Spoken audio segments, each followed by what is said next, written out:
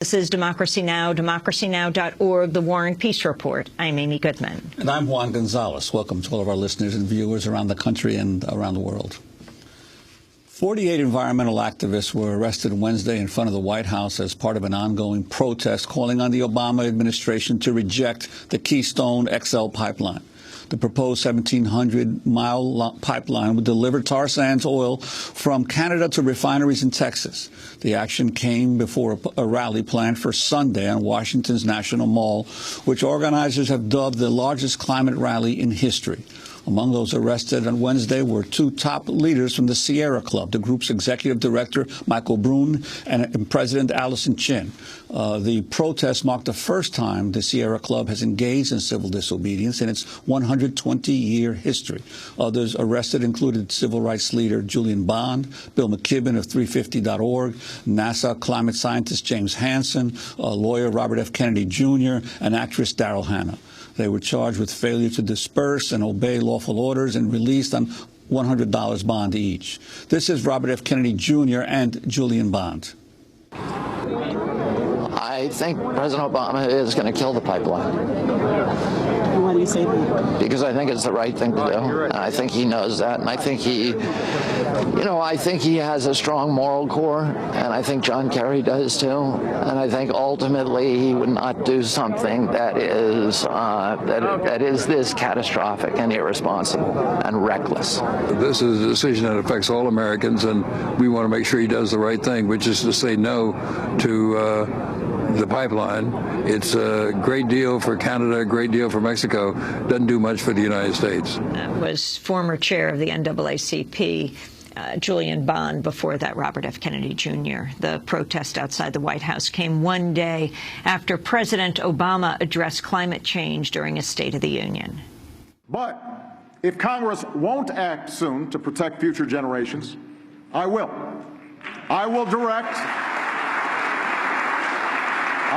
my cabinet to come up with executive actions we can take now and in the future to reduce pollution, prepare our communities for the consequences of climate change, and speed the transition to more sustainable sources of energy.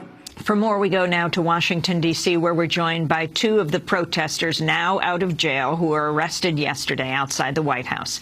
Michael Brune, executive director of the Sierra Club. His most recent book is called Coming Clean, Breaking America's Addiction to Oil and Coal. And we're joined by Daryl Hannah, the actress and activist who was previously arrested in Texas in October for protesting the Keystone XL pipeline. We welcome you both to Democracy Now! Let's begin with Michael Brune. This is historic for your organization, Michael, and it's a 120-year history. You are the first leader of the organization to get arrested in the civil disobedience. Why? Well, first, thanks for having me on the show. And it might sound a little surprising that an organization like the Sierra Club that's been around for so long and has been a part of so many important fights, that it's the first time we do civil disobedience. But we look at this project, the tar sands pipeline, and it's a boondoggle. It would contribute to such a climate disaster that we realize we have to use every single tool of democracy in order to fight this thing. We'll fight it in the courts, we'll fight it in state houses and here in the Beltway, in the streets, but we realize that we have to do every single thing that we can to make sure that instead of putting $7 billion into a dirty oil pipeline, that we're investing in clean energy instead. And the importance of this particular decision that the government must make on the XL pipeline in terms of the continuing crisis of climate change in the country and around the world. Well, that's the challenge here, is that last year we had record droughts and record wildfires and a temperature that was a full degrees above the previous record in the lower 48, a 1,000-mile storm that hit the eastern seaboard. And the first big test for the president of his commitment to fight climate change is whether or not we're going to build a pipeline that would take almost 1 million barrels of oil every day, the dirtiest oil on the planet, ship it through the U.S. and have most of it be exported. So what we're trying to do is to convince President Obama that he needs to put his full muscle and his full ambition to match the scale of this challenge. It's not just about the pipeline. It's making sure that we're turning away from fossil fuels, the most extreme sources of dirty energy everywhere, drilling in the Arctic, blowing the tops off of our mountains in Appalachia, building this tar sands pipeline, all of those would just deepen and extend our dependence on fossil fuels when clean energy is growing by leaps and bounds. It's coming online in record proportions. And so we want to push Obama as aggressively as we can to embrace a clean energy future. Michael Brune, have you gotten a chance to speak with President Obama? He made a very strong statement at the State of the Union address. I have not talked with him since his inauguration address, but we are talking to White House officials. And the clear message we want to deliver is that the president has an enormous amount of executive authority, and we want his ambition to match the scale of this challenge. I agree with what Bobby Kennedy said yesterday, that we believe that the president has a solid moral core. We believe that he is committed sincerely to fighting climate change. And in that context, you can't build a pipeline from the tar sands. You shouldn't drill for oil in the Arctic. You should not build liquefied natural gas export terminals that'll make fracking happen everywhere across the country with even more intensity. So the challenge right now is to show the president that we've got his back. Every time he stands up to big polluters, we will mobilize to defend his strong policies. At the same time, we'll push the president to go as far as he needs to go. Well, he did allude, obviously, in his State of the Union address to his ability to use his executive powers to be able to implement policies to help the country reduce greenhouse gas emissions. Is this the first big test, as far as you're concerned, of how serious he is about his threatened use of executive power? Yeah, and so look at the last two speeches that the president gave on this. In his inaugural address and then a couple nights ago in the State of the Union, he made the best argument for why we have to tackle climate change. He said we need to do it because we have a moral, ethical responsibility to future generations, to our own generation. But he also talked about the economic opportunity that's inherent in a clean energy transition. And so what we need to do now is to say, when you stand up to these large oil companies, massive coal and gas companies, we've got your back. There are millions of people in the U.S. already that are being powered by clean energy, and there are hundreds of millions of people in the U.S. and around the world that will fight for a clean energy future. We have a big grassroots movement in this country. Many of them will show up on the National Mall on Sunday, February 17th, the largest climate rally in U.S. history. But the challenge now is to show that this movement is bigger than big oil. It's bigger than big coal. It's bigger than the gas industry.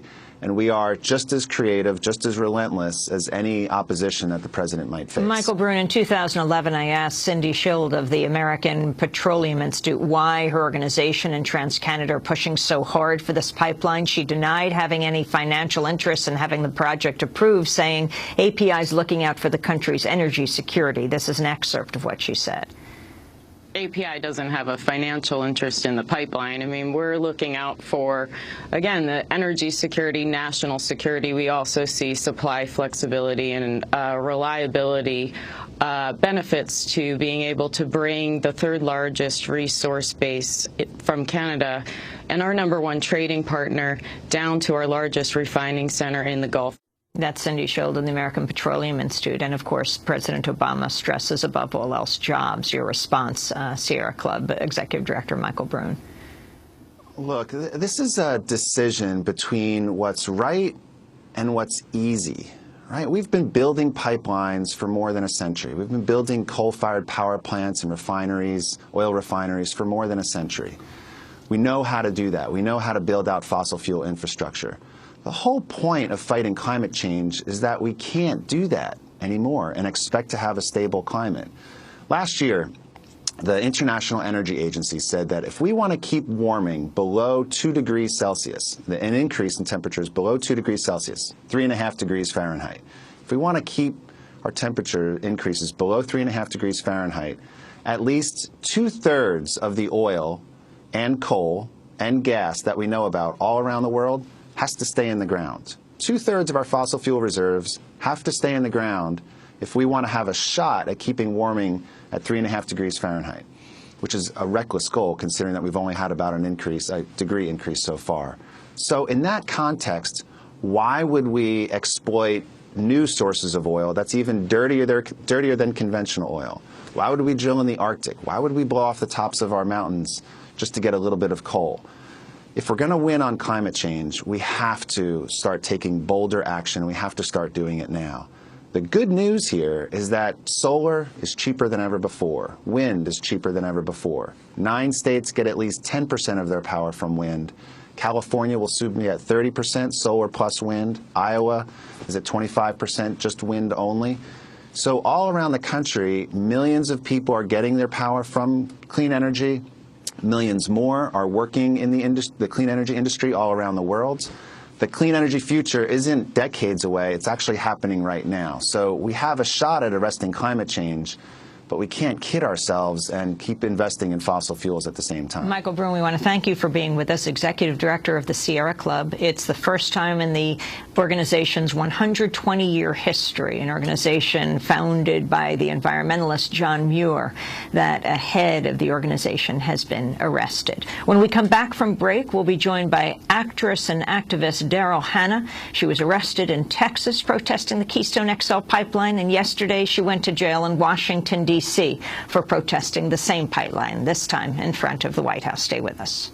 Thanks so much for watching this report from Democracy Now!, your daily independent global news hour. We don't accept advertising or corporate funding, but rather rely on donations from viewers like you. Please make your contribution by visiting democracynow.org. We need your support today to keep bringing you this hard-hitting, in-depth reporting.